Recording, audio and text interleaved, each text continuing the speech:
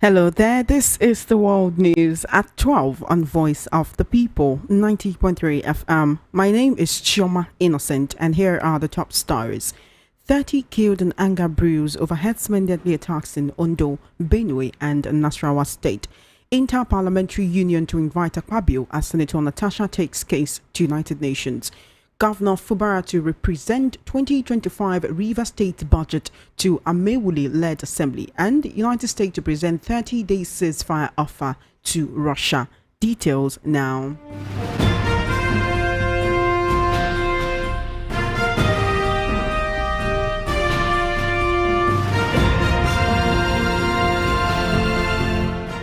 Thank you for staying tuned. The World News at 12 begins on the foreign scene, where Ukraine has said it is ready to accept an immediate 30-day ceasefire with Russia proposed by the United States after a day of U.S.-Ukraine talks in Saudi Arabia. U.S. Secretary of State Marco Rubio said he would present the offer to Russia and that the ball is in their court. Moscow is yet to publicly comment on the issue. Ukraine's President Volodymyr Zelensky said it was now up to the U.S. to convince Russia to agree to the positive proposal. Tuesday's talks in Jeddah were the first official meeting between the two countries since the extraordinary clash between Zelensky and U.S. President Donald Trump in the Oval Office on February 28. In a joint statement, the U.S. also said it would immediately restart intelligence sharing and security assistance to Ukraine, which Washington had suspended after the unprecedented public row at the White House. 6 weeks after Rwanda-backed rebels captured two major cities in the Eastern Democratic Republic of Congo, the region is facing a setback in its fight against the Mpox outbreak. The DRC has the highest burden of the virus, with the epicenter in the east. The Africa Centers for Disease Control and Prevention said that as fighting with the M23 rebels escalate, more than 600 Mpox patients fled different hospitals. It said the country saw a 31% increase in cases last week, bringing the total to close to 16,255 cases. Many patients cannot be found. Recently arrived vaccines are running short as supplies cannot reach combat zones and hospitals have been under attack. Tracing patients to prevent spread of Mpox has become more difficult, and health workers are running out of options on how to make the best of remaining medical supplies. Back home in Nigeria, residents of several communities in Ondo, Benue, Nasarawa, and Edo states are reeling from deadly attacks by suspected armed herders, sparking widespread outrage and protests. A total of 30 people were reportedly killed in the series of attacks across the three states, with communities calling for urgent government intervention. 9 surveyors were reportedly kidnapped in Ondo, while 2 residents were abducted, and 4 others suffered gun and machete wounds in Edo State. In Ondo State, enraged women took to the streets of Akure following the abduction of 9 surveyors and the killings of villagers in Akure North local government area. Armed assailants reportedly stormed the communities of Aba Alajido, Aba Sunday, Aba Pastor, and Ademekong in the Akure North local government area at the weekend, leaving a trail of destruction and bloodshed. Authorities have so far recovered at least 14 bodies, while search efforts continued to report that 20 villagers were killed. In Benue State, violent protests erupted in Naka, headquarters of Gwe West local government, after 3 members of the state civil protection guards were ambushed and killed by suspected herders. Governor Hyacinth Alia condemned the killings, urging security agencies to bring the perpetrators to justice while calling for restraint amongst residents. In Nasarawa State, a communal clash in the Farindutse community escalated into a full-blown crisis, leaving at least 7 people dead, including a pregnant woman. The conflict, which began as a dispute between local farmers and herders, quickly spiraled out of control with houses, shops, and vehicles set ablaze. The police have, however, arrested 2 suspects in connection with the violence, with security patrols in the area to prevent further bloodshed. In a recent development, the Inter-Parliamentary Union (IPU) has pledged to invite Nigeria's Senate President Godswill Akpabio to respond to allegations leveled against him by Senator Natasha Akpoti-Uduaghan. Speaking at an IPU session held at the United Nations headquarters in New York on Tuesday, Natasha Akpoti, who represents Kogi Central in the Nigerian Senate, accused Akpabio of making sexual advances towards her. She also decried what she described as an unlawful suspension from the Senate. You will recall that her suspension came on March 6 following a heated dispute over seating arrangement in the Senate chamber. During the IPU meeting, the senator passionately appealed for justice and intervention from international democratic institutions. Let's take a listen to Senator Natasha Akpoti-Uduaghan speaking at the Interparliamentary Union of the United Nations. I'm here to seek help for the women of Nigeria. Again, my name is Senator Natasha Akpoti-Uduaghan. 5 days ago, on the 6th of March 2025, I was suspended. As a senator, I was suspended illegally because I submitted a petition of sexual harassment against the President of the Nigerian Senate, Senator Godswill Akpabio.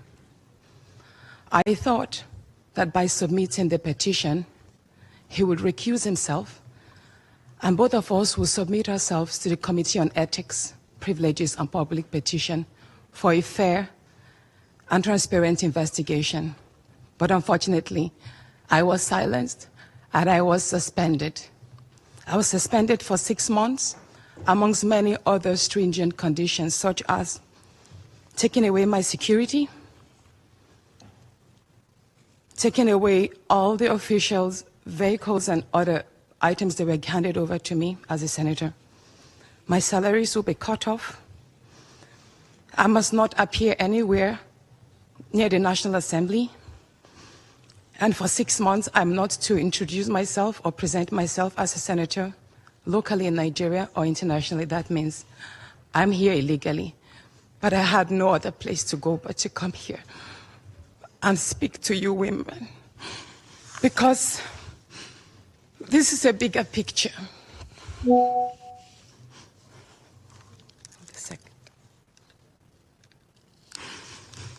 This is a bigger picture. It depicts the crisis of women political representation. My suspension is not just about me. It's about the systemic exclusion of women from political leadership in Nigeria. Women make up 3.6% of political offices, and in the Senate, it's just 2.8. We have 109 men, and only 4 of us are women. So right now, it's 108 with only 3 women. This is a clear case of political victimization, punishment for speaking out against impunity, corruption, and gender-based violence. The United Nations Declaration 48/104 declares sexual harassment as a form of gender violence. The Senate's actions are an assault on democracy. I was elected by my constituents to represent them. Yet a few powerful men have unilaterally decided to silence their voices by suspending me for 6 months. My call for an open and transparent investigation into harassment allegations have been met with hostility instead of accountability. If a female senator can be treated this way in the full view of the world, imagine what ordinary Nigerian women will go through every day in workplaces, in universities, and other aspects of our society. A culture of harassment and silencing must end. And this is not just a Nigerian issue, it's a global one. In response to her complaint, Tulia Axon, IPU president, acknowledged the concerns and assured her that due process would be followed. Let's take a listen to the IPU president responding to Senator Natasha Akpoti-Uduaghan. By our colleague from Nigeria, Senator Natasha, and because all of us heard what she said, and it only serves us better if I put a word in what she has said. So I would like to say we have heard her concerns, and having heard her, it would have been an opportunity for all of us to understand more about what she has said. But because we listened only on her side, as an institution, as IPU, we will be taking the concerns that have been raised, not only taking her side, but also giving a chance to listen to the other side, as it is a custom for IPU. And after having listened to the other side, we will take steps as necessary. So I thought it was necessary for us to say a word about it and then be able to take it further. In a recent development, River State Governor Siminalayi Fubara is set to represent the 2025 budget to the River State House of Assembly. The budget will be laid before the Assembly faction led by Speaker Martin Amewule this morning. This decision follows a recent Supreme Court ruling which ordered the suspension of River State's federal allocations until the budget is properly presented and approved by the Assembly. You will recall that in a meeting with leaders of the Pan-Niger Delta Forum, PANDEF, on Tuesday in the presidential villa in Abuja, President Bwala advised Governor Sim Fubara to implement the recommendations given to him and to respect the rule of law. He also called on Niger Delta leaders to support him in achieving this goal. Also, while inaugurating new judges' quarters in the state recently, Governor Fubara vowed to implement to the full the judgment of the Apex Court. The special advisor to President Bola Tinubu on policy communication, Daniel Bwala, has claimed that Peter Obi, the 2023 presidential candidate of the Labour Party, will soon join the ruling All Progressives Congress APC.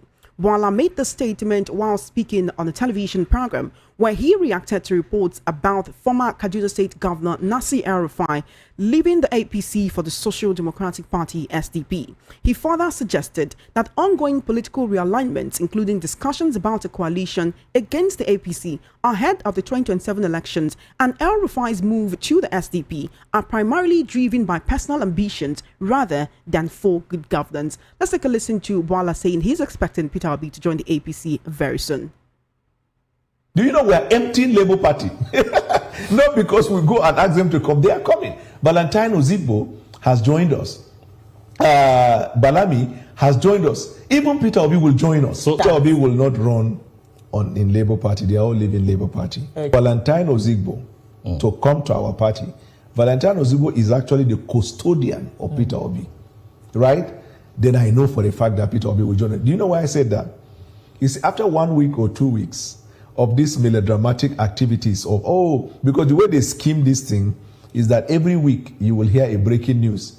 A gladiator has joined SDP so that they will dominate the media space with conversation. And I hope that the media will be smart enough to know that. But that is what they intend to do, to keep the conversation in the media. But the thing is, why I said he will join us is, by the time the 2 weeks is over, and they are able to enjoy this momentarily coverage, when they sit down, they'll start fighting over who will be president, who will be vice president, who will determine what will. The reason El-Rufai didn't go to PDP is because the structure there, he can't go and dictate things for them. But he told the world that SDP, the chairman, is his friend. So they went there because they want to go and dictate. Let me ask you, with the greatest respect, don't you have records of El-Rufai saying, I will never leave APC till I die? Don't you have records where he said there is no political party other than APC? I'm not holding it against him, because it's possible he may have said that around the time because of his feeling. Yeah. The only thing I said, which you gave in your monologue, is that your constitutional right of association is guaranteed. I don't have anything against that, but your motive must be interrogated. Operatives of the FCT Police Command have eliminated a notorious bandit, Salisu Mohammed, also known as Dogo Saleh, following an intense counter-kidnapping operation aimed at dismantling a criminal syndicate responsible for violent crimes. The operation, conducted on March 3rd, was based on credible intelligence about the movement of bandits into the FCT. Officers from the anti-kidnapping unit successfully intercepted and arrested Salisu Mohammed at Gidan Abe Forest while he was en route to Buari Area Council FCT. Mohammed, a 21-year-old Fulani man from Baban Sarau village in Chikun local government area of Kaduna State, was identified as a hitman for bandit leaders operating in Rijana Forest, Kaduna. He was implicated in numerous kidnappings and ransom extortions along major highways. During his capture, he attempted to escape, abandoning his belongings, including one AK-49 rifle with 2 magazines, 60 rounds of 7.62 mm live ammunition, 3 million naira in ransom proceedings from previous kidnappings. Investigations linked him to several high-profile abductions in Abuja. You're currently listening to the World News at 12 on Voice of the People 90.3 FM. We'll now head into the news analysis segment. I have veteran journalist, political, social, and national affairs analyst, Mr. Peter Anosike. Thank you for joining me. Good afternoon.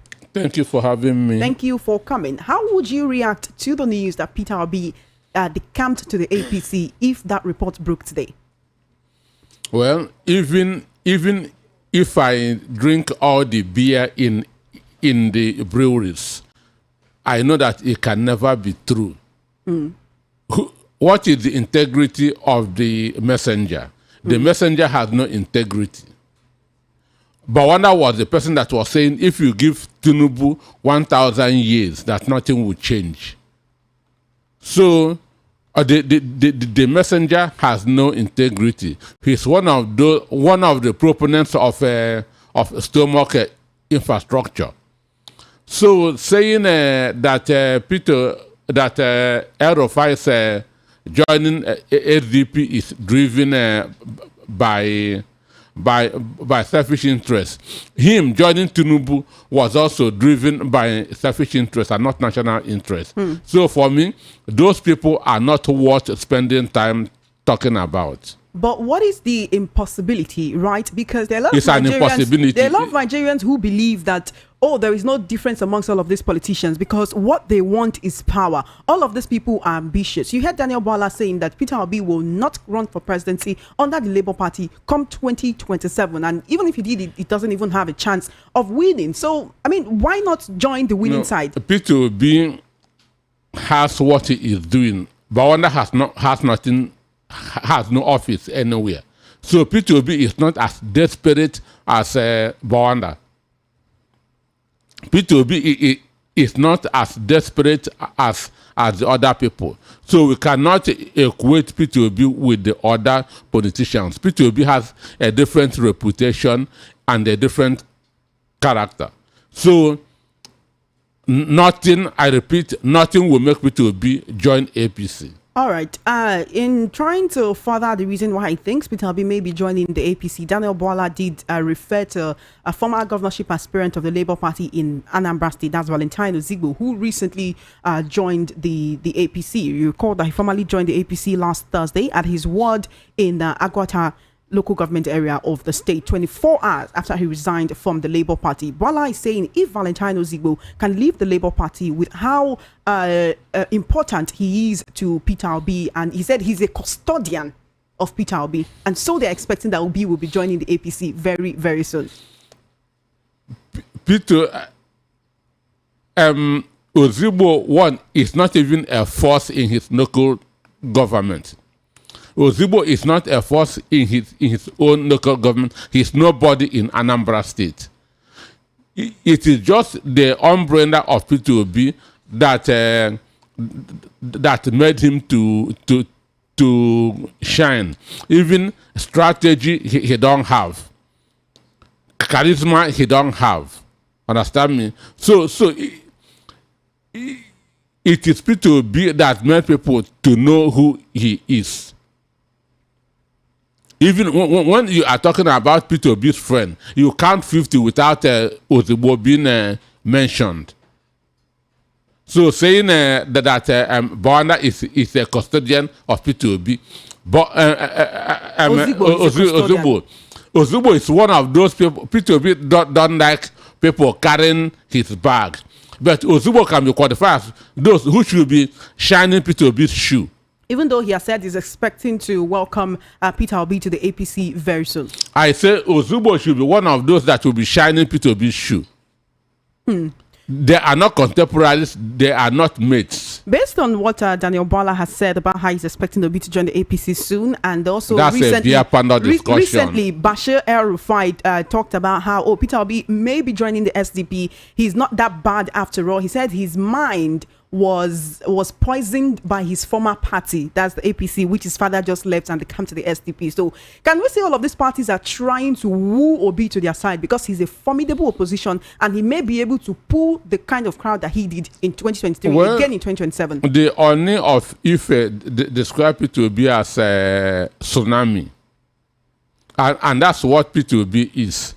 Even Jandor, the PDP governorship candidate in the last election that's in this state, in Lagos, so that it was P2B's influence that made him to fail. So P2B is a force to be reckoned with. And a man of integrity, a man of honor.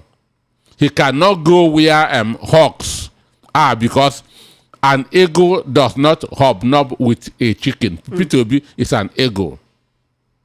So for Bashir El-Rufai, well, he is bitter because of what is happening to his father. His father was among those that made Tinubu to get the APC presidential ticket in 2023. And he stood for his father, fought for his father, and went to court because of his father. So what is happening now, he's not happy about it. So he's looking for any way just to mobilize, galvanize people that will take Tinubu out of power.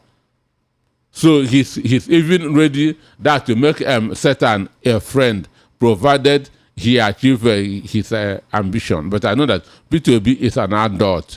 P2B is adulting enough to know what is good for him. You talked about him being an adult. Wouldn't you say maybe because he rode on that wave of integrity before and after the 2023 elections he's very well known for popularizing that phrase, go and verify, right? Wouldn't you say it is actually the obedient or his supporters who have too much faith in him? He's a politician after all. But a different kind of politician. We know his integrity. We know his reputation. He's not an average Nigerian politician. The truth is, he is far more civilized than Nigerian politicians. You know, for many Nigerians, they will tell you that there are certain things you look at actually when you want to talk about situations like this. There are certain political permutations that are going on low-key, underhand, that many Nigerians do not know about. If Peter Obi must present as a formidable force come 2027, where would you expect him to align himself? There will be a coalition, and the coalition will determine who will be their presidential candidate and vice presidential candidate. Peter Obi said that he will not enter into any agreement just for the sake of grabbing power, but for the sake of Nigerians. APC came together just for the sake of grabbing power and sharing money. That was the motive. That was the purpose of APC. That's why we are where we are in this country today. P2B is a different kind of politician. So P2B, for P2B, it is people over profit and the moral over money. So that makes him different from the average Nigerian politician. You believe strongly that Peter Obi will not align with people without integrity just because he wants to grab power and rule Nigeria? No, people whose ambition is just to grab power. Because what drove APC was that PDP has ruled for 16 years. We must rule for 16 years. Understand me? It was not national interest that brought about APC. All right, let's move on from this particular conversation and talk about the Interparliamentary Union saying they will invite Senate President Godswill Akpabio as the Senator Natasha Akpoti-Uduaghan took her case to the United Nations IPU. You listened to her voice and how her voice cracked and, you know, broke when she was talking about this situation, highlighting how if a highly placed senator such as herself can be going through such a situation, what about other women, would I say lowly placed women in Nigeria who do not have someone to speak for them? Would you say this is a commendable move, what she has done, taking it international, or are we just washing our dirty lining in public? We are not washing. She did the right thing. And if there's anywhere higher than the international community, I pray that she will take it there. Because what is happening in Nigeria, the alpha men are dominating everywhere. Understand? Women should be given a breathing space. Women should be heard. What silencing women is not democracy, is not acceptable in the 21st century. I used to tell people, there's no difference between a man and a woman.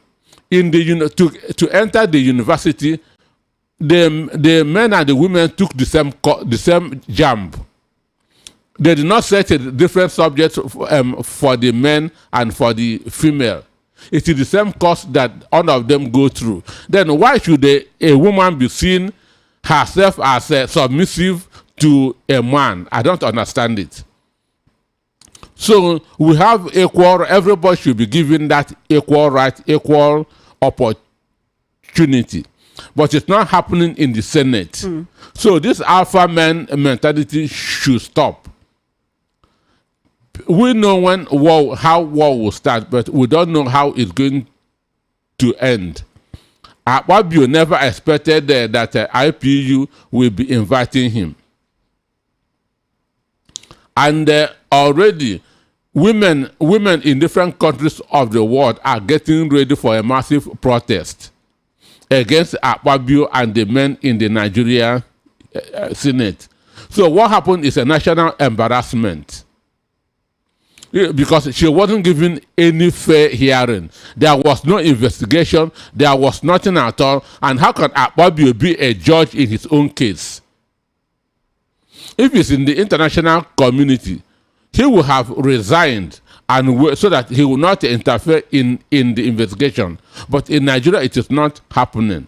So for me, I want justice to be done in this case. Will she receive justice at the United Nations? Will she receive justice from the Interparliamentary Union? When Akpabio is invited and he explains what happens, how her seat was changed, how the Senate has its rules, and how she contravened the rule. She has received justice in the court of conscience. Anybody who knows what is going on in the Senate, anybody who knows Akpabio's antecedents, will know that there are strong evidences to prove that what Natasha said is true. We all witnessed what happened when Bianca Ono appeared at the Senate. Most men lost control. They couldn't even ask her a single question. They were just admiring her beauty. That shows you the kind of men that are making decisions. Is that enough evidence to support the allegation of sexual harassment against the President of the Senate of Nigeria? Somebody has said that Natasha's problem is her beauty. Somebody, a highly placed Nigerian, said that Natasha's problem is her beauty. So is it a crime for somebody to be beautiful?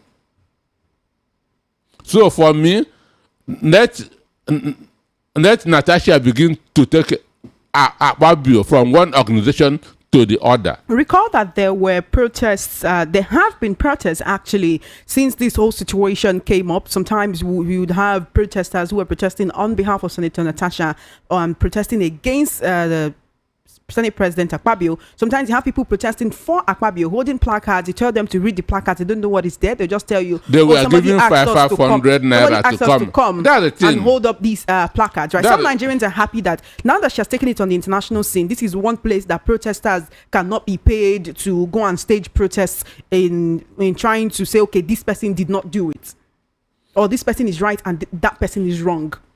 Let him go there and face the embarrassment. Have we not belittled our Senate, our National Assembly, to the extent that instead of talking about with pervasive insecurity in the country, instead of talking about food inflation, instead of talking about a high level of poverty and out of school children, the fact that education is not what it's supposed to be in the country, we seem to be majoring on the minor. Just yesterday, there was the whole talks of trying to block pornography sites in the country, telling the NCC to block that as it is aiding adultery, fornication, and prostitution in the country. Does this not reflect on Nigerians, the kind of people that we elect to represent us, if this is what they go there to start doing? How would that reduce the cost of rice in the market? Was it one of the reasons why they were sent to the Senate? Imagine a National Assembly that is inviting Bob Risky, very dark man. This is the worst assembly I've ever seen in Nigeria. This is the worst assembly I've ever seen. That's an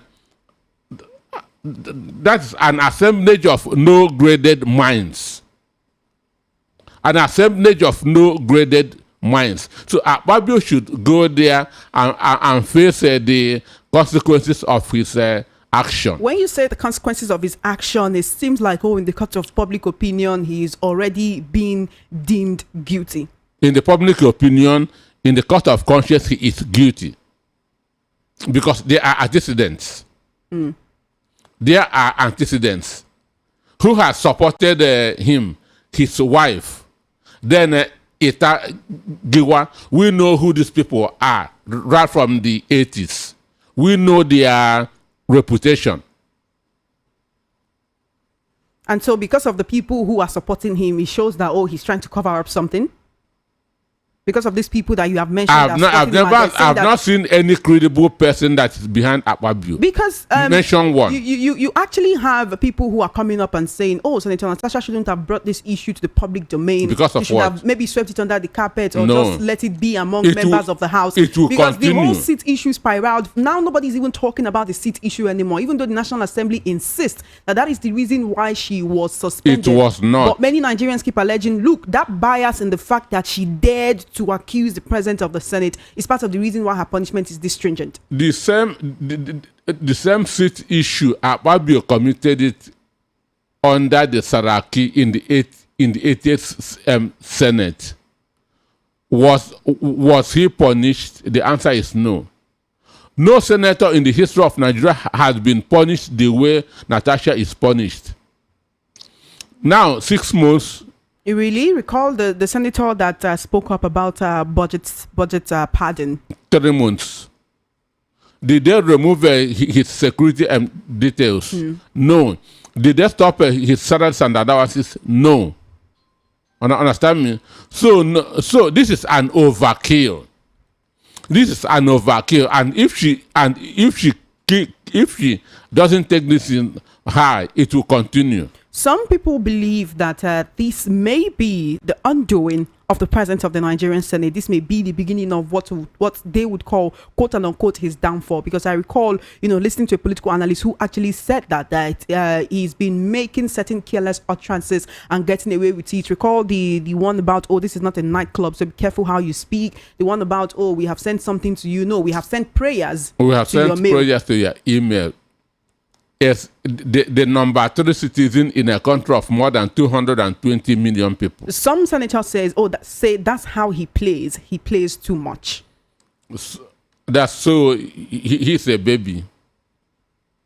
In other senators, go and read the Assembly. The governor has said he will be following the Supreme Court ruling to the letter. Also, President Bwala Tinubu has told him to do that after having a meeting with the leaders of the Pan-Niger Delta Forum. He advised Governor Simfara to implement the recommendations or the judgment of the Supreme Court as the rule of law prevails. President Tinubu went ahead to say that if there was no rule of law in Nigeria, he wouldn't be Nigeria's president, and how he has 100% trust in the Nigerian judiciary. So the judgment they have given to him is correct, and Governor Fubara should implement it. Governor Fubara has said he's ready to do anything to foster peace in Rivers State so that he can focus on governance and the people of the state can begin to reap the dividends of the fact that they have a governor on seat. Is Governor Fubara being, some people feel that he's not been smart, or is he stooping to conquer? For me, he was caught with his pants down. Governor Fubara, because he shouldn't have withdrawn the cases that was in the court. When President Tinubu, when this whole crisis began, and President Tinubu called Fubara, and there was those recommendations which they both, looked at, and Governor Fubara went back and did this. Some people believe that was the beginning of his problem, where he thought he was actually trying to foster peace. How do we know that it will not still spiral this time around when he says, okay, I'm ready to follow the Supreme Court judgment because I want peace to reign in Rivers State? If he made a mistake then, is this also a mistake now? One, it is withdrawing those cases in court. That's why all these things is coming against him, because he had wanted peace to reign in Rivers State.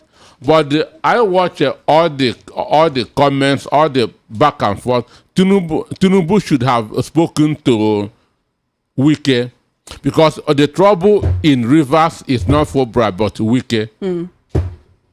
The trouble in Rivers is not Fubara but Wike. So he should have been called to. Go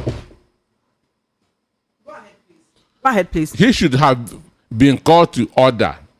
Now he has said, "I'm going to obey the dictates of the Supreme Court." Let him go on and obey it. Then Tinubu should also caution the Amawo and the whatever not to go on impeachment, because it will set Rivers State on fire. You talked about how it seems that President Tinubu is focusing more on calling Fubara to order than Wike, who is actually his federal minister. Right, and in this whole budget representation, Wike has come out to say your letter to the assembly is useless, blasting Governor Fubara. This is actually coming after the Martin Amewule led 27-member, this whole people that affected say they are giving the governor an ultimatum to represent the 2025 budget. For the first time, Wike is speaking. He says the letter to the Rivers State House of Assembly is useless. Fubara is playing to the gallery. Well, for me, Wike is the trouble in River State, and Tinubu should call Wike to order because Amawende and his 26 people are puppets of Wike. Wike was boasting that he bought all the forms for everybody that contested under PDP in River State. I've never seen Wike's company anywhere in the country. From 1999 to today, Wike has been in government. So all the money he has made them in government. So, and he will say this and get away with it. Fubara should go ahead and represent the budget, which is even a 4 months spent. He should go ahead and represent it. But the caution here, they must not do anything to that they're going to impeach Fubara, because it will mean setting River State on fire. Despite the fact that Governor Fubara has said he's ready to do anything to foster peace, you keep talking about how you don't exactly trust these lawmakers to not foster any problems or create any problems with him. How can he create a good relationship with the state legislature? As Wike insists, he's playing to the gallery. How can he create a good relationship? Because he has invited them, they have snubbed the invitation. So how can he go ahead to create a good relationship with them up until the end of, would we say, his first term in 2027? Because ever since this has been going on, he's not been able to focus on governance. The allocation to River State have been stopped. The workers may be suffering if they are unable to actually get their salaries due to this whole situation. That's why I'm not happy with the judgment of the Supreme Court withholding the allocation to River State. It is inhuman. It is very, very inhuman. The issue is this: he has promised to abide by the Supreme Court, which is the highest court in the country. Then, if he continues and these people keep on saying no, there are other ways of doing it. You can rule by executive orders. You can rule with executive orders. Donald Trump signed 210 bills through executive orders without going through the Congress or the Senate in the United States. So let him do what he can do to make sure that governance continue in River State, because government is about the welfare of the people. Here is the latest development on this whole Fubara versus Amewule-led assembly situation. Governor Fubara was denied entry into the River State House of Assembly quarters just today. Now, this morning, he was denied access to the official quarters of the State House of Assembly along Aba Road in Port Harcourt, where lawmakers loyal to his predecessor, Nyesom Wike, have been holding their sittings. Now, Governor Fubara, who arrived in the complex in the company of top government officials, including the Secretary to the State Government, Dr. Tammy Danagogo, and his Chief of Staff, Edison Ehie, they met in Locks Gate, preventing their entry. Speaking to journalists at the scene, the governor accused the speaker, Martin Amewule, of deliberately avoiding him, stating that several calls placed to the lawmaker went unanswered. He says before his arrival, he made several attempts to speak to Martin Amewule, also sent a letter which was transmitted for this particular invitation. Unfortunately, at the gate, you can see that the place is completely sealed. There is no sign that anything is going to happen today, but the lawmakers are actually sitting. The governor called them to a meeting. They snubbed the invitation. They went ahead and held their sitting. The governor says, okay, let me come to you where you're sitting and let's have a discussion. But the gate was locked in the face of the governor of the state. Does this look like people who are ready to pursue peace? Well, this is a very big insult to the governor of the state, because going by the Land Use Act of 1976, the governor is the owner of all the lands in his state. All the lands in River State in the hand of the Simi Fubra. And now imagine a tenant knocking a landlord out. This is a very big insult. And I hope that Nigerians are taking notice of this. Because you have no right anywhere to deny a governor from entering anywhere he wants to enter as the chief security officer of his state. This has not happened anywhere in this country. Denying a governor access to anywhere in his state as the CEO of the state. So this shows the kind of people that Wike bought form for. It shows the kind of people that Wike bought form for. People who he has created in his own image and likeness. Only God can create people, Mr. Anoske. People cannot create people into people that blood. He has but molded. You understand politically. People he has molded into his own image and likeness. You know, Governor Fubara is insisting that any action he has taken before now has been in the interest of the people, stressing that he remains committed to fulfilling his constitutional duties. He left, would I say, without any troubles. The governor and his entourage left there once they met a blockade, knowing that, okay, the lawmakers are sitting in the premises. He realized he wasn't wanted there and he left. If Governor Fubara takes this as a reason to continue the face-off with this Martin Amewule group, would he be wrong? Because now he's invited them for a meeting, they did not come. He has gone to them and he has been denied entry, which is why I asked the question, do this look like people who are actually ready for peace to reign in this problem between them and the governor? People in the image and likeness of Wike are never peaceful. They are never peaceful, and this is what we are seeing. But at the end of the day, governance must go on in River State. Governance must go on in the state, whether they want it or not. Governance must go on in River State whether anyone wants it or not. Let's quickly talk about insecurity before we leave, as our time is fast spent. Headline says 30 killed. An anger brews over herdsmen deadly attacks in Ondo, Benue and Nasarawa states are just 3 states. We could add Enugu, Ebonyi, because we've seen what has been coming out of the state for the longest time. No matter what we say, the long and short remains, when will insecurity be phased out of the country? Because when you have so many different would I say non-state actors with weapons in their hands going by different names, you have Boko Haram terrorists, you have Lakurawa, you have bandits, then herdsmen, then certain vigilante groups, and all of these people holding weapons and terrorizing Nigerians in different places, from Ondo to Benue to Enugu to Ebonyi to Nasarawa to Kebbi states. People are dying, Mr. Anoske. Well, for me, Tinubu was praising the judiciary.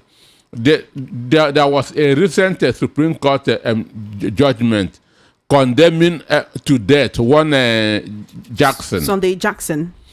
Who herdsmen came to his farm to kill him.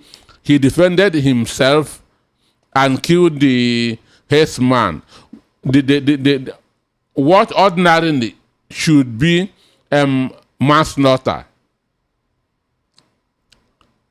which should be manslaughter, but the Supreme Court condemned that man that fought on self-defense. So that has given this herdsmen impetus that they can do anything and get away with it, that they can kill and cannot be killed.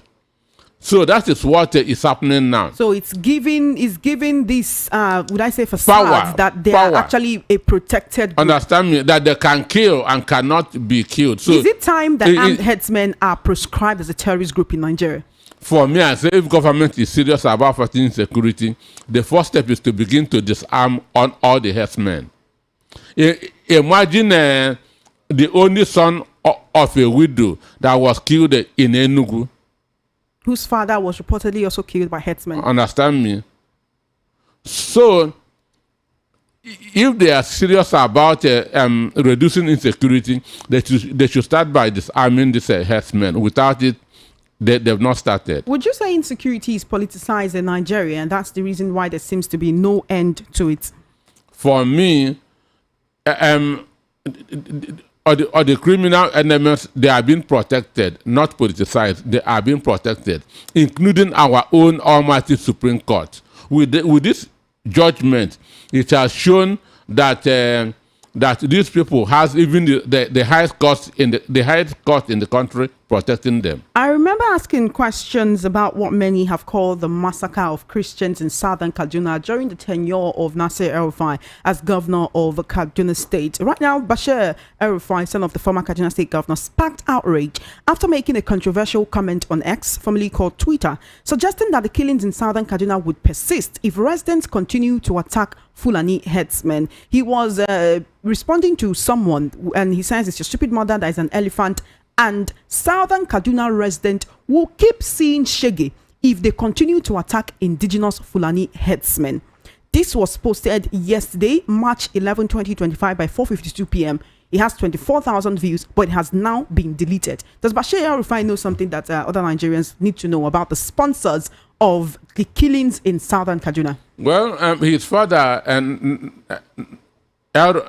has boasted that Muslims will continue to rule the Kaduna for the next 20 years. That Muslims will continue to rule. That's when he was reacting to the so-called success of Muslim ticket. That's Tinubu Shetima. He made a statement that Muslims will continue to rule in Kaduna in the next 20 years, and that they even want to extend it to the whole country. So, for me, it is this is not what he should be posting at this point in time. Does this lend credence to the talks, or would I say the allegations of ethnic cleansing and Islamization agenda? Nasir El-Rufai is a fanatic. He's a Muslim fundamentalist. There's no two ways about it. And his son has also joined him, which is not good in a secular country. Nigeria is not Indonesia. We are not Saudi Arabia. Even in Saudi Arabia, that has Mecca and Medina. What is happening there is not happening here in the country. That's what is happening in Nigeria is not happening there.